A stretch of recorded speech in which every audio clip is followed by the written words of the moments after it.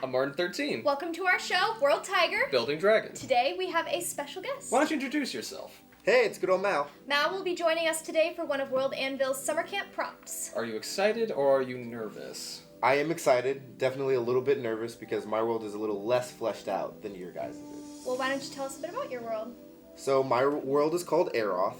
It is a typical high fantasy setting where I attempt to take fantasy tropes and turn them on their head. Ooh. Do you have an example? Yes. So typically in fantasy settings, your elves are elevated and beautiful and gorgeous, and my elves are hideous and ugly. Well, I'm excited. I'm excited too. And I'm also excited for us to use World Anvil, which is a free in-browser tool that has literally everything that any one of us as world builders may ever need, or any one of us as GMs may ever need. They also have some really incredible subscription options, so go check those out as well. It's totally worth it and totally affordable. If you get a chance, please go check them out. But are we ready for the prompt? Yeah, I'm ready. Let's think do so. this.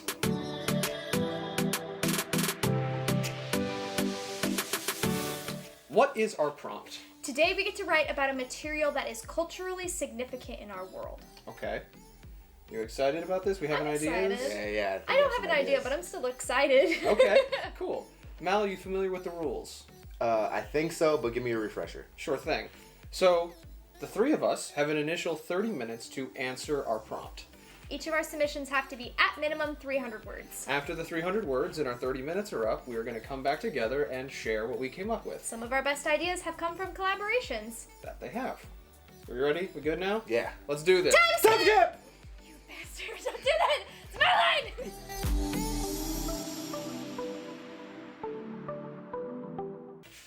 And we're back. We're back! How are we feeling about this one? Pretty good. Yeah? Yeah, once I got into it, I liked it. The time passed by pretty quickly for this one. For you? For me, yeah. For you. I feel like I read a lot of blocks of text, so I think I got a little bit. I just feel like I got a little bit rambly here and there, redundant. Mal, how you feeling? I don't think I got to 300 words, but I'm less of a writer and more of an explainer, so.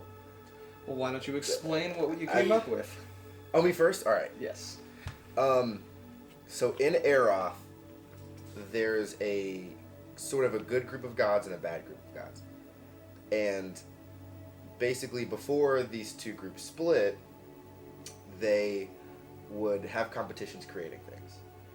And the height of their creation for one of the groups of gods was a tapestry. And it was a super beautiful tapestry that basically the threads were their very essence, or the essence of creation. Sort of like this very, very high magic material. And because of that, the colors in the tapestry are the brightest, most vibrant colors that you could ever imagine. They are brighter and more beautiful than anything else that you would witness.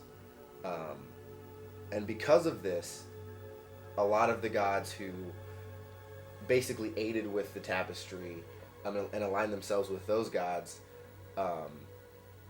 basically felt that this tapestry was the height of creation, and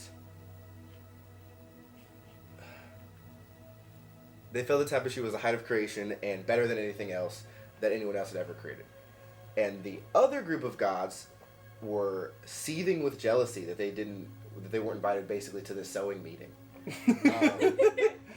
And To a sewing circle? You didn't invite me to the sewing circle? And their divine wrath for not getting invited to the sewing circle basically deformed them and turned them into demons. So this war ensued over this tapestry. And thus the tapestry was destroyed and ripped into trillions of pieces and scattered all over the world. That brings us to the more, I guess, the gameplay era of my world, where basically there's a cult of people that worship the tapestry as like the height of creation and everything. And they basically have made it their goal to travel the world and find all of the pieces of the tapestry and put it together, because they feel like once they can witness it in its full beauty, they will become transcendent like gods and like great stuff will happen. The problem with the tapestry is that basically, I'll back up a little bit. This group is called the Weavers. They're a special group of spellcasters, and their power comes from looking at pieces of the tapestry, because it's the essence of gods and everything. Depending on what part of the tapestry you look at, you will develop abilities akin to spellcasting. But these people are more like reality benders. The way that I have it written is that staring into different pieces of the tapestry allows you to see the threads that hold together existence itself. And once you can see that, you can change it. So you can like unmake the world and things like that. Interesting. It's very dangerous and very powerful. Luckily, not everyone can just stare at a piece of the tapestry and gain these abilities. Right. Yeah, for most people, if you look at a piece of the tapestry, your brain melts out of your ears. Like, it's not something that most people can do. So, the sort of moral ambiguity of this group is they're basically kidnapping people and children and forcing them to look at, like, en masse, to look at pieces of the tapestry, hoping that one of those, like, hundreds of people will be one of their, one of the potential weavers. Yes, potential basically. weavers. Wow. Yeah, so, like, they're just collecting people, especially children, and, like, kidnapping them and forcing them to stare at this tapestry, and, like, tons of people are just, like, becoming vegetables, or, like, dying instantly, or their heads are exploding, because they can't handle looking at this godly tapestry. So that's the tapestry! Oh my gosh! So what is the cultural significance to the world? Does the rest of the world know that this is happening, or about the tapestry? Is it a part of the creation Absolutely. myth? So the tapestry is a part of the creation myth, and depending on what gods you worship, the tapestry is either the most incredible thing ever, or it is disrespectful and disgusting and satanic. So it sort of depends on where Right. your beliefs lie, but the tapestry is basically, it would be akin to like pieces of holy scriptures in Judeo-Christian religions, but like 100-fold. I'm thinking of like Ark of the Covenant level stuff. Yeah. Like Indiana Jones, you open this thing and like Yeah, all the literally your outdoor- face melts. Your yeah. face Oh my melts. gosh. Oh Yeah, god. Ugh. That's Yeah. uncomfortable. Yeah. And it is extremely polarizing. Obviously, literally, you can either see it and become sort of a demigod, or not, or you die. But also religiously, you either talk about the tapestry as if it's like the height of creation, or it's like the worst thing that was ever done ever, and it's the reason for the split of the gods, and it's awful and disgusting. Okay. So I guess it's both sacred and non-sacred. So when you say piece of the tapestry, Holy do you not mean holy, I guess. do you mean like an actual chunk of like do they Like a range? shred of the tapestry. Yeah, like Shred an of the actual tapestry? shred of the bigger piece that is a tapestry. Wow. Just one little piece. Yeah. I know this is your first experience with this, like, era. Yeah, at all. I know, yeah. Is your mind like, It's oh like, my gosh. well, I'm trying to think, like, it's a lot to take in a couple of seconds. Just like Like, the tapestry, it's a lot to yeah. take in. Yeah, the bread is melting. No, but I really, really like that. Just the whole cult idea behind it and having the stories behind it, and thinking of different things in my own world of like how I could like take bits and pieces of that and put it into my own world, and that's Collaboration. Yeah, I. Definitely. I love talking about Eroth because there's a lot of weird stuff in there, and I think it gives a lot of other people ideas. So definitely. You have a lot of weird ideas, Mel. They're Eroth, cool. Eroth has a lot. Yeah, they're cool. They're just weird. Right. For example, one of my player characters was a child who was kidnapped and looked at the cloth, and when he stared into the lighter colors of the cloth, he saw basically all of the possible timelines for his life. So now, whenever he is doing something or in combat or in danger, he can see or hear the voices of these alternate versions of himself warning him what's about to happen. And that's Wow. like what that did to like a 7-year-old kid. So That's precognition to a Yeah. really interesting. I love that spin. I didn't know about that. yeah, so it's a lot, yeah. Yeah. But I love the tapestry. So. Yeah. Nice. Cool. Very cool. Kat, you want to go next? Yeah, sure. So I wrote about when we first started doing this prompt again. I kind of started off and I was like, I don't really know what to write. I kind of got stuck. So something that I do when I get really stuck with these prompts is I go back to kind of what I consider the roots of Theatrim, which is the gods. So I went back into like, okay, what kind of material could I work with? And I realized that there was this part of this world that I hadn't really focused on too much, so I knew I wanted to center it around there. So I came up with something called the Ishumi Stone. Ishumi is a god. She's a goddess, and she is a part of the court of Kai-Fen, I believe. So she's the goddess of... Is it Kai-Fen? Yes, it is Kai-Fen. Sorry, brain. There's 8 gods, and each god has 5 different deities. It's a mess. So yes, Ishumi is the goddess of protection in the war domain. So a pretty strong goddess in this part of the world. And in essence, a large meteor landed on Theatrim and could have very likely wiped out a great section of the world. But the high priestesses of Ishumi prayed to her and prayed that the meteor would not cause so much destruction. And so it didn't. So it didn't completely destroy my world. And in essence... Score 1. Yeah. In essence, I came up with this idea of this great meteor that's still just sitting in Theatrim, and what the area of the world is heavily influenced by like Orcish tribes. And so what they'll do is they'll go up to the meteor and chip off a piece of it and give it to their betrothed. So depending on how large the piece is, that's like, this is how much I can protect you because I'm showing you how much strength I could do to cut off this meteor. Here you go. So that was kind of like the cultural significance of it. Okay. Nice. Yeah. But yeah, so I kind of got into like the type of, it's just a stone. It's really unique, very rare because it only comes from this meteor I got into. It's this dark obsidian rock with tiny itty bitty red glaring crystals in there. Can only be found from that meteor, so again, it's super rare. Yeah, I kind of got lost in more of the cultural significance and the usage versus the actual elements of it. Sure. But yeah, it's mostly just used for jewelry. I did add in here that there is a story, again, going back to like finding a solid point to kind of branch out from. Sorry. No, it's okay. There's a story of an orc chief who went to go take off a piece of the Ishumi comet, and he hit it with such force that a huge chunk of it fell off, like ginormous. So when he came back to give it to his beloved, he found out that she'd actually been slain in his absence. So instead of like picking someone else to use this stone for, he crafted for months and probably close to a year a giant war axe made out of this stone and wreaked havoc.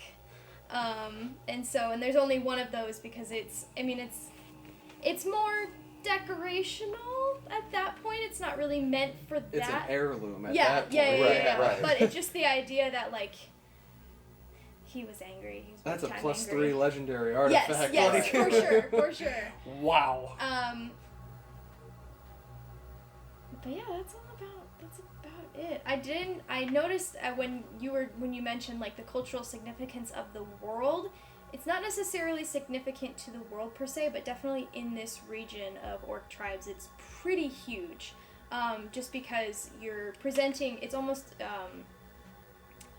like they wear them a lot as like pendants and rings and things like that. So it's almost like, here is how much I'm willing to protect you. I also hope that the goddess of protection protects you. Sure. Nice. Okay. I in the past, when I've been looking at these prompts, the past like couple years that they've done this, I've always like kind of gotten myself tripped up because they say they like write about a thing, this specific thing in your world, and in my mind I go to, well, the world is very diverse and I want to make it very like Earth in that sense, that we have a plethora of different diverse cultures and peoples and creeds and so on and so forth. So like what is significant to one group would not be significant to another. Right. But I think as we've been working through these, it's really come, especially reflected in what you've been producing. It's not necessarily expanding to your entire world, but regions of your world and building out specific regions of your world. Yeah. And I think that is arguably even better. Definitely. There's so much that there's so many layers. Oh, my lord. But yeah, Ishumi Stone. That's about all I came up with. I dig that. Yeah, I really like that one. I also like the story of the Orc War Chief and his axe. I always like how legendary weapons would come to be in a setting. So that's I like that. I dig that. I'm with you on that one. Yeah. Because sometimes the story is even cool. Like in a game, when you're playing with something like a legendary artifact, most people are just like, I just care about the stats. Yeah. But like it's those little details that really immerse me in a game. Yeah. Nice. What'd you come up with, Arden? Is it my turn? It sure is. Okay. So what I came up with, what I went with, is it'll come back to life. We're alive. Oh, I was so scared there for a second. I was like, I'm pretty sure I have magic. Or I'm pretty sure I have power. You. I have power. It's literally because I read the title. So in Ellecrid, one of the biggest, rarest forms of material in the world is this thing called charter magic. And for the longest time, when I've introduced the idea of charter magic to players or just people that I've been talking to about the world, I haven't really had a good grasp or way of explaining what exactly charter magic is. And I'm not going to say that I have that now, because I definitely don't. Okay. But I am getting there slowly but surely and kind of starting to build out what exactly charter magic is. For the most part, what we have to understand about charter magic is where it came from in terms of its history and its origins, is that in the third era of Ellecrid, which is also referred to as the Age of Charter Magic, charter magic was discovered and refined to such a point that it elevated and propelled society so far forward into the future of innovation that I don't want to say that they were like flying cars, because there definitely weren't flying cars, but it's like it was such a dramatic jump from like the Dark Ages. Like literally they observed the Renaissance, the Rebirth, and the Industrial Revolution in the spans of like a decade. Right. And then all of a sudden entered into this thriving new world of possibilities. The way that charter magic works is that within the woven into, basically I refer to it as the fabrics of Ellecrid, but just like the world itself, there are these things called the ley lines, which act kind of like veins or arteries, essentially transporting the charter magic all around the world. And in the places where two or more of these ley lines cross with each other, it creates a thing called a source forge, which is essentially like a moat or a plume of charter magic. It is a center that the charter magic can be harvested, it can be utilized in some way, shape, or form, and it can be made into various different things. Where I think I got a lot very rambly is they're asking about like specifics about how is it used, how is it utilized, and there's such a wide range of possibilities for charter magic to be used that I couldn't really nail that down, or I couldn't figure out exactly how to word that, because charter magic kind of works in two ways, or what is understood to be two ways, through instruments, trinkets, things, vehicles, what have you, that utilize charter magic, and then just charter magic itself, which is kind of like just an amorphous thing. It's not necessarily tangible, like you're dipping your hands into a river of glowing green goo or whatever. It's just kind of this amorphous thing that allows you to achieve things, fill in the gaps necessarily. If we were to look at this kind of like a genetic string, a string of DNA that's missing some of the chromosomes or missing some of the receptors, it just fills those gaps and creates this thing. So it's very diverse in that respect, and very versatile in the way that it can be used. And really, as I was going through and looking through this, it really got me thinking about how, because there are so many different source forges all over the world, and for those at home, they've kind of heard about this, and I do believe both of you are aware, but just to reiterate, if this is your first time, at one point, Charter Magic, the ley lines get cut off. They get severed. Mm-hmm. And there's really no reason well known as to why it happened. Some people believe it was the interference of the gods. Some people believe that it was the shattering of the shattered veil. Like, there's so many different things that people believe happened that caused the Charter Magic to just go dead. Right. But really what it has become to me, or like an idea, is where we are right now in the modern writing of Ellecrid. We are in the 5th era. And the age of Charter Magic is this long-lost time that nobody really knows anything about. And it really just reads to me that Ellecrid in the 5th era is like a post-apocalyptic world. Where like, what happened in the 3rd era where Charter Magic got severed is like electricity going dead across Earth, and like us having to rebuild society and figure things out. So that's kind of been a fun thought that I've been working through. And I don't know exactly how I'm going to, move forward with that. But the basic idea of Charter Magic is that it is a universally and unencumbered, versatile form of essentially this long-lost technology. Mm-hmm. Right. I'm not saying that you can have a chainsaw in Ellecrid, but I'm not saying I'm that. not saying that Charter Magic... And it also kind of feeds to me as, like, Charter Magic being this...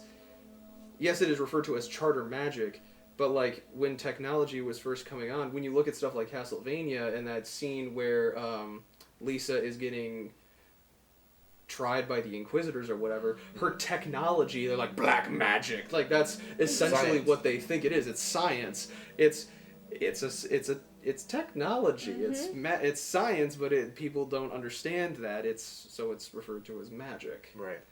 It's kind of the thought process there.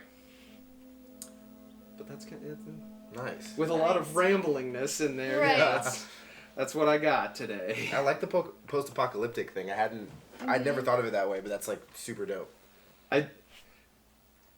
Recent developments, canonize, go for it. I really like it as well. It also, to me, from a storytelling perspective, because of the cultures that already exist in Ellecrid, there are beings and there are groups that have been around since before the age of Charter Magic. I'm thinking the Elven Imperium and the Council of Worms and these long-lived races and creatures that would have been around. What are their perceptions of Charter Magic, and how do they communicate to that? Because the elves, I mean, to say that there is an elf that's still alive who lived during the 3rd era, probably. Yeah. What was that like, and how do they communicate that to the rest of the people and say, oh, well, back in my day, Right. we could talk across great distances by, like, little brick devices we held to our faces, and, like... We had chainsaws back in those days. We had blades that had rotating, oscillating, cutters that could cut through whatever. Right. But yeah, it's fun because to me it allows for more storytelling and more like Oh, definitely. allowing the players and the readers to kind of try to fill in the gaps where they can. But I don't know if knowing me, I'm gonna spend I'm gonna lose sleep trying to figure out the exact what it was. But like at the same time, I kind of like the idea of kind of leaving it a little Lovecraftian. It's like it's so incomprehensible or whatever. Right. But now I'm starting to ramble, so I'll leave it to you guys. I'm always excited to hear more about Charter Magic. I don't know, I like the whole, like, it's Charter Magic. It's just kind of, it's there. It's been there. We don't know what it is. We don't know what it is. We don't know what it is. We don't know what it is. Yeah. It does cool things most of the time. Most of the time. Yeah, I actually play in Arden's Ellecrid game, and I've never thought of... We're playing in an era post Charter Magic, so I never really thought of the world as like post-apocalyptic, and that's dope as fuck. Yeah. Like I was like, oh, this is just the world we live in, but like, yeah, probably that old elf had to watch the fall of civilization, and like technology just stop working, like across the world, and like see the world have to like pick itself back up from that. I want to see that story. That's crazy. Yeah. I also play in an Ellecrid campaign, different than Mal's. Well, anyway. Conjoining and diverting Yes. timelines. But I definitely remember there was a time when we ran into just a little bit of Charter Magic, and it was like, wait a minute, that's not normal. What is that? It's like, oh no, it's just Charter Magic. It's just, it's fine. It's like, Oh yeah, the other thing I wanted to throw in about that, not like trying to do stingers for my game or whatever, but the only people that really know anything about Charter Magic is the Elven Imperium, but they just kind of keep a record of everything. Or the Institute of Charter Magic in the Free Cities. There's the city in the Free Cities, Karthos, that has a tower, which is an institute that studies Charter Magic. And people just kind of think they're kooky and they're weird. Right. It's like, I don't know why you care about this Right. weird Charter Magic or whatever. It doesn't work anymore. Right. but But yeah, that's what that's what I got. Nice. that's what I got. That's also what I got.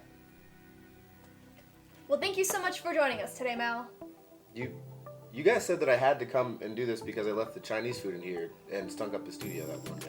Yes. Well, anyways, thank you guys for joining us today. I really do appreciate it. And let us know in the comments below something that you enjoyed about today's video, or if you have an idea that you're willing to share. If you enjoyed today's video, please make sure to hit all those buttons that everyone else bugs you about. We'd love for you to join our lunch table. And down there in the description, we'll leave links to all of our social media so you can keep up with all the goofy stuff we do in our lives. For sure. Well, I'm Kat. I'm Arden 13. I'm still waiting on that ramen. And I'm good old Mal. We'll see you next time. Bye. Bye.